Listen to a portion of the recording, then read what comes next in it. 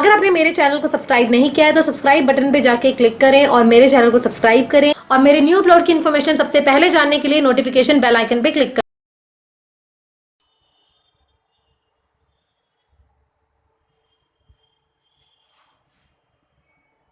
आज मैं आप लोगों को ऑडियो फॉल्ट रिपेयर करने का कुछ टिप्स बताने जा रहा हूँ। इस तरह का जो पीसीबी देख रहे हैं आप, थोड़ा करीब से देखिए, दिखाइए जरा।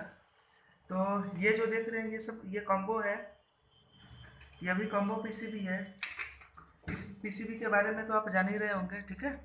तो ये सब पीसीबी में क्या होता है, ऑडियो का फॉल्ट आता है, मतलब स्पीकर से साउंड आउट करना बंद कर देता है। उस कंडीशन में क्या होता है, बहुत कंफ्यूज भी हो जाते हैं, कई बार म्यूट का भी फॉल्ट होता है।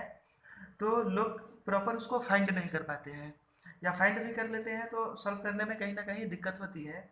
तो ऐसा ही कुछ टिप्स मैं आपके सामने रखने जा रहा हूँ, जिससे कोई बहुत ज़्यादा इंस्ट्रूमेंट्स की ज़रूरत नहीं पड़ेगी। आप कॉमन ये मल्टीमीटर की ही मदद से आप उसे सॉल्व कर लेंगे, ठीक है। ओके, तो चलिए मैं इस पीसीबी पे दिखा रहा हूँ आपको। इसमें अगर देखें तो ये जो देख रहे हैं, ये इसका ऑडियो एम्पलीफायर आईसी है। इस पे नंबर लिखा हुआ है YD1517P, ठीक है। तो चलिए मैं आपको कुछ टिप्स बताता हूँ। सबसे पहले क्या करेंगे, इसमें पावर दे देते हैं, ठीक है। पीसीबी में हमने पावर दिया,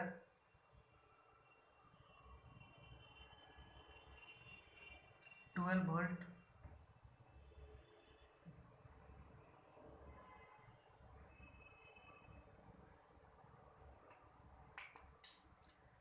ये म्यूट का कई बार फॉल्ट आता है, तो वो फॉल्ट रिपेयर करने में काफ़ी मदद मिलेगा आपको इस तरीके को जानने के बाद। इसमें स्पीकर कनेक्ट कर देते हैं, ये स्पीकर का वायर कनेक्ट कर रहे हैं इसमें। चलिए इसे कनेक्ट किया, ये अभी स्टैंड बाई में है। ओके, दिखाइए ज़रा, ऊपर कीजिए, ठीक है। अभी ये स्टैंड बाई में है, यहाँ दिखाइए। होता क्या है, अगर ऑडियो का फॉल्ट आ रहा है पीसीबी में, तो सबसे पहले तो स्पीकर चेक करते हैं, वो तो कॉमन बात है। इसके बाद हम लोग ऑडियो आईसी पे वीसीसी चेक करते हैं, आईसी पे सप्लाई बन रही है कि नहीं। जैसा कि आपको पता है, प्रत्येक आईसी को काम करने के लिए कुछ ना कुछ वोल्टेज की आवश्यकता पड़ती है। अगर इस आईसी की बात करें तो इस आईसी में 12 वोल्ट की आवश्यकता होती है इसे काम करने के लिए, ठीक है। अगर हम लोग इसके डाटा शीट को देखें तो इसके 7 नंबर पिन पे 12 वोल्ट आते हैं। तो अभी हमने सप्लाई दे के रखा है, टीवी स्टैंड बाई में है, फिर भी यहाँ पे 12 वोल्ट आने चाहिए, ठीक है। जरा मल्टीमीटर को भी दिखाइएगा आप। हाँ, दिख रहा है, ठीक। तो इसके 7 नंबर पिन पे सप्लाई चेक करते हैं, 1 2 3 4 5 6 7 नंबर पिन पे, ठीक है। लगभग 11.5 वोल्ट के आसपास है। मीटर पे जरा दिखाएंगे, ठीक है। 11.5 वोल्ट सप्लाई आ रही है, मतलब आप 12 वोल्ट मान सकते हैं।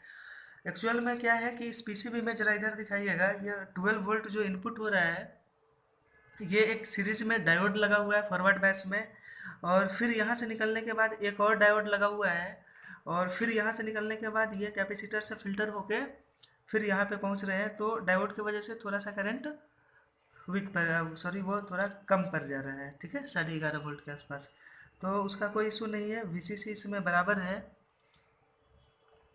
आमतौर पे अगर ऑडियो का फॉल्ट आता है, स्पीकर देखा सही है, वीसीसी देखा सही है, तो गड़बड़ी दो जगह के हो सकते हैं। एक, या तो ऑडियो आईसी पे इनपुट सिग्नल नहीं आ रहा हो, जैसा कि आपको पता है कि इसमें डुअल चैनल का ऑडियो आईसी है, मतलब दो ऑडियो सिग्नल इसके अंदर इनपुट होता है, लेफ्ट और राइट चैनल वाले, ठीक है, इनपुट 1 और इनपुट 2। तो या तो इनपुट प्रॉपर नहीं होगा, और नहीं तो आपको पता है आईसी में म्यूट पिन होता है, आईसी का एक पिन म्यूट पिन होता है। किसी किसी आईसी में देखेंगे तो एक म्यूट पिन होता है और एक स्टैंड बाई पिन भी होता है। लेकिन अगर इस आईसी की बात करें तो इसमें जो सिंगल पिन है म्यूट पिन, उसी का यूज स्टैंड बाई पिन के लिए भी किया गया है।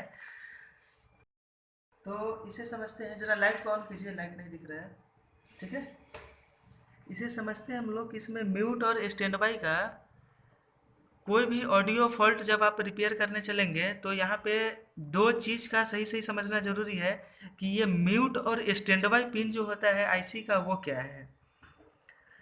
तो होता क्या है कि जैसे टीवी सेट में हमने सप्लाई दे दिया, ठीक है, टीवी स्टैंड बाई में है, टीवी को ऑन नहीं किया हमने, टीवी स्टैंड बाई में है। उस समय क्या होता है कि ऑडियो आईसी में तो वीसीसी तो जाते रहती है, ठीक है, ऑडियो सिग्नल नहीं मिलती है उस समय, कोई वीडियो या कुछ प्ले होता है उस समय ऑडियो सिग्नल मिलता है। तो उस समय स्पीकर से सनसनाहट आने का संभावना बना रहता है। तो उससे बचने के लिए क्या होता है, स्टैंड बाई की हालत में इस आईसी को म्यूट करके रखा जाता है। मतलब टीवी जब स्टैंड बाई में हो तो स्पीकर से किसी भी तरह की सनसनाहट न निकले। तो ये काम दो तरीके से होता है। कई बार जो सिंगल म्यूट पिन होता है आईसी का, उसी को म्यूट के लिए भी और स्टैंड बाई के लिए भी यूज कर लिया जाता है। या किसी किसी ऑडियो आईसी में देखेंगे तो स्टैंड बाई के लिए अलग से पिन होंगी और म्यूट के लिए अलग से पिन। तो कई बार म्यूट फॉल्ट को रिपेयर करने के लिए लोग ट्रांजिस्टर को रिमूव कर देते हैं। तो उस समय आपने देखा होगा कि आपने दो दो ट्रांजिस्टर को आपने हटाया होगा, तब जाके ये फॉल्ट सही हुआ होगा किसी किसी सेट में। तो एक्चुअल में वो दोनों ट्रांजिस्टर एक म्यूट के लिए थे और एक स्टैंड बाई के लिए थे। अगर इस आईसी की बात करें तो इस आईसी में 8 नंबर पिन जो है वो म्यूट के लिए है, ठीक है, और इसी पिन से स्टैंड बाई में भी काम होता है। जैसा कि आप देख रहे हैं, ये टीवी अभी स्टैंड बाई में है, ठीक है, ये पीसीबी बोर्ड स्टैंड बाई में है। तो देखिए, जरा यहाँ दिखाइए, स्टैंड बाई में है। तो ये 8 नंबर पिन पे ये जो म्यूट पिन है, ये देखिए कोई वोल्टेज नहीं है, मतलब ग्राउंड है। ये ट्रांजिस्टर के मदद से इसे वर्चुअल ग्राउंड किया गया है, मतलब ये अभी म्यूट पोजीशन पे है। इसका मतलब ये हुआ कि जब टीवी स्टैंड बाई में हो तो स्पीकर से किसी भी तरह की कोई भी सनसनाहट नहीं मिलेगी, ठीक है। बहुत लोग क्या करते हैं, आईसी सही है या ख़राब ये चेक करने के लिए जो सिग्नल इनपुट पिंस होते हैं लेफ्ट और राइट चैनल के सिग्नल इनपुट के लिए, ठीक है, उस पर लोग मैनुअल ग्रिड भी देते हैं। तो क्या होता है, मैनुअल ग्रिड देने पर स्पीकर से सनसनाहट की आवाज़ आती है। तो आप पहले ये चेक कर लेंगे कि आईसी म्यूट पोजीशन पे तो नहीं है। तो अब चूंकि ये टीवी स्टैंड बाई में है तो ये म्यूट में है, कोई बात नहीं, लेकिन टीवी ऑन करने के बाद ये अनम्यूट हो जाना चाहिए। फिर दोबारा रिमोट से अगर म्यूट करेंगे तो वो म्यूट हो जाएगा। तो चलिए टीवी को ऑन करते हैं, ठीक है, यहाँ पे दिखाइए, ये ग्रीन हुआ, ऑन हो गया, ठीक है। ऑन करने के बाद देखते हैं इसमें, देखिए देखिए वोल्टेज बनना शुरू हो गया, मतलब ये अनम्यूट हो गया, अनम्यूट हो गया। अगर ऑन करने के बाद यहाँ पे वोल्टेज बनना शुरू ना हो तो इसका मतलब ये हुआ कि ये अभी भी म्यूट पोजीशन में है, पोजीशन पे है। उसे रिपेयर करने के लिए आप म्यूट से संबंधित जो ट्रांजिस्टर्स है उसे ओपन कर सकते हैं, या उसके बेस पे जो बैसिंग के लिए सप्लाई बन रहे हैं आप उसे चेक कर सकते हैं, या ट्रांजिस्टर भी फॉल्टी हो सकता है, मतलब वो ट्रांजिस्टर और उससे रिलेटेड जो सर्किट है उसे चेक कर सकते हैं। उसके बेस पे जो है वाइसिंग मेन चिप से होता है, ठीक है। या जो शॉर्टकट तरीका है, बिल्कुल इजी तरीका, आप कोई दूसरे सोर्स से यहाँ पे सप्लाई भी दे सकते हैं। जैसे किसी रजिस्टर के मदद से वो रजिस्टर को सीरीज में डाल के अलग से आप यहाँ पे भी सप्लाई दे देंगे तो ये अनम्यूट हो जाएगा। ये सब एक तरह से बाईपास करने के तरीके हैं। ओरिजिनल तरीके से रिपेयर करने के लिए इसके म्यूट पिन से रिलेटेड जो ट्रांजिस्टर है और उससे जो सर्किट बने हैं उसे आप चेक करेंगे। तो फिलहाल मैं ये बता रहा था कि अब ये अनम्यूट हो गया, अनम्यूट हो गया, वीसीसी ओके है, स्पीकर ओके है, आईसी अनम्यूट है। तो अब एक ही दो अब फॉल्ट सामने आ रहे हैं, या तो इनपुट सिग्नल प्रॉपर नहीं मिल रहा होगा और नहीं तो आईसी खराब होगा। तो इसे भी आप बहुत इजी से फाइंड कर सकते हैं इजी वे में, ठीक है। हमें पता होना चाहिए कि आईसी का इनपुट पिन कौन सा है इनपुट सिग्नल के लिए। तो इस आईसी के डाटा सेट के अनुसार इसका 1 नंबर और ये 9 नंबर पिन जो है वो सिग्नल इनपुट के लिए है, तो इस पर मैनुअल ग्रिड देते हैं इस तरह से, ठीक है। देखिए कुछ सुनाई दे रहा है, स्पीकर के पास लगाइए ज़रा, हेलो स्पीकर के पास, तो देखे देखिए तो इस तरह से स्पीकर से कुछ वॉइस आ रहा है, ठीक है, स्पीकर से वॉइस आ रहा है।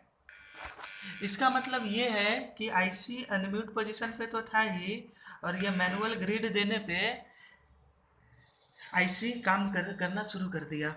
मतलब कि ये आईसी को सही माना जा सकता है, ठीक है, क्योंकि ग्रिड देने पे ये स्पीकर से कुछ वॉइस निकाल रहा है, तो आईसी सही है। इसके बाद भी अगर ऑडियो ना हो तो इसके इनपुट में लगे नॉन पोलर कैपेसिटर्स, रजिस्टर्स या मेन चिप को चेक करेंगे, ड्राइव हो या सॉफ्टवेयर से भी इशू हो सकते हैं, तो आप उसे चेक करेंगे।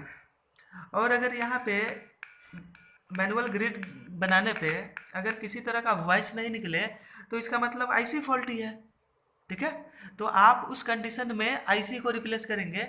तो देखा आपने, बहुत बहुत आसान तरीके से हमने आपको बताया कि आप ये सब जो बोर्ड देख रहे हैं एलसीडी एलईडी टीवी के, इसमें ऑडियो से रिलेटेड जो भी फॉल्ट आते हैं आप उसे बहुत ही इजी वे में सॉल्व कर सकते हैं।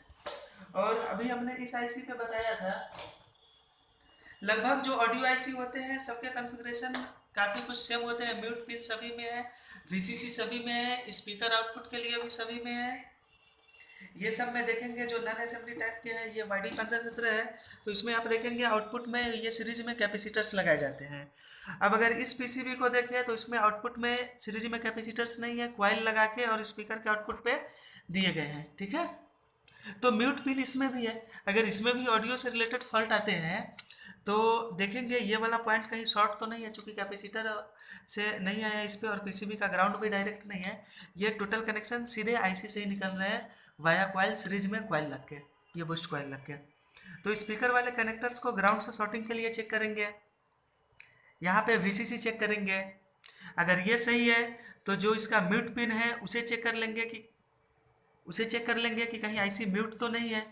तो अगर टीवी ऑन करने के बाद भी अगर म्यूट दिखा रहा है तो इसका मतलब म्यूट ट्रांजिस्टर या बाकी उससे रिलेटेड सर्किट फॉल्टी है, तो आप उसे सही करेंगे या उस पर सप्लाई दे के आप उसे इनेबल करवा देंगे म्यूट पिन को थोड़ी सी मॉडिफिकेशन करके, ठीक है। अगर वो सब कुछ सही है, म्यूट का कोई इशू नहीं है, तो जो इनपुट पिन है उस पर आप मैनुअल ग्रिड देंगे। मैनुअल ग्रिड देने पे अगर वॉइस बनना शुरू हो गया इसका मतलब आईसी सही है। ये मेन चिप से जो सिग्नल आ रही है उसी के ट्रैक में गड़बड़ी है, या तो सीरीज में लगा पीएफ नॉन पोलर कैपेसिटर या रजिस्टर, ये सब कुछ फॉल्टी है, या मेन चिप ड्राई हो सकता है, या सॉफ्टवेयर का इशू आ सकता है।